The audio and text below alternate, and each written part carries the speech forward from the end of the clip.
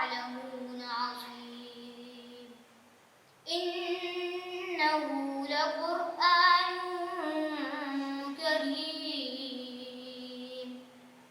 في كتاب مكنون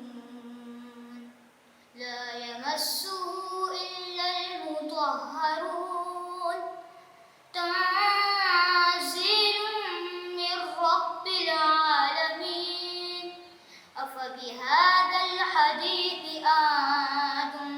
مدهنون وتجعلون رزقكم أنكم تكذبون فلولا